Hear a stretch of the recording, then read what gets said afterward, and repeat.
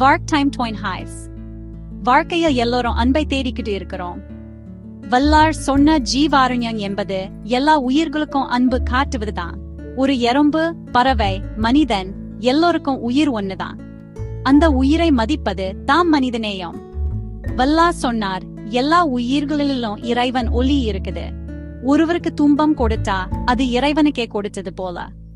அன்போ இருக்கமும் நம்ம வாழ்க்கையின் ஒரு பகுதியாக வேண்டும். இதுதான் ஜீவாரண்யத்தின் முதல் படி. ஜீவாரண்யத்துக்கு 4 தூண்கள். அன்பு, பசிப்பினி நீக்கல், கொல்லாமை, சமத்துவம். அன்பு எல்லா உயிர்களுக்கும் எதிர்பார்ப்பு இல்லாமல் அன்பு செலுத்துவது. பசிப்பினி நீக்கல், பசியோடிருப்பவர்களுக்கு உணவு கொடுப்பது. கொல்லாமை எந்த உயிருக்கும் துன்பம் கொடுக்காதது, உடலாலும் மனதாலும். சமத்துவம், எல்லோரும் சமம், எந்த பாகுபாடும் இல்லை. இந்த 4 தூண்கள் ஒன்றோடு ஒன்று இணைந்தவை. இதை கடைபிடித்தா நம் மனசும் சமுதாயமும் அமைதியாகும். வள்ளலார் காட்டிய பாதை ஆன்மீகத்துக்கும் சமூகத்துக்கும் வழிகாட்டி. வல்லார் சொன்னதை செயலில காட்டினார். அவர் உருவாக்கிய சத்திய ஞான சபை எல்லோரும் சேர்ந்து இறைவனை வழிபட ஒரு இடம். ஜாதி மத வேறுபாடு இல்லாமல். தர்மசால பசியோடு இருப்பவர்களுக்கு உணவு வழங்கும் இடம். உடலுக்கு உணவு, ஆன்மாவுக்கு அமைதி இரண்டையும் அவர் வழங்கினார். பசியை போக்கி மனசை அமைதிப்படுத்தும் இடங்கள். இன்னும் இன்று அந்த சேவை தொடங்குது. இது உண்மையான சேவை. இன்னும் உலகம் வேகமாக ஓடுது.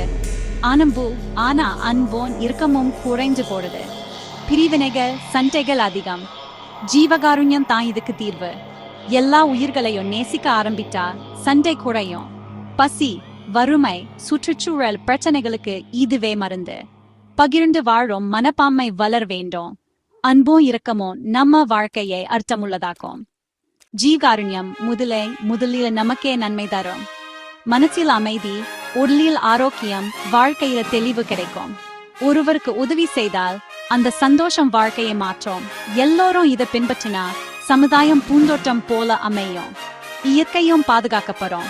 வல்லார் காட்டிய அன்பு பாதை எளிமையானது. நம்மால் புதிய உலகம் உருவாக்க முடியும். வாங்க, அன்பால் உலகத்தை மாற்றுவோம்.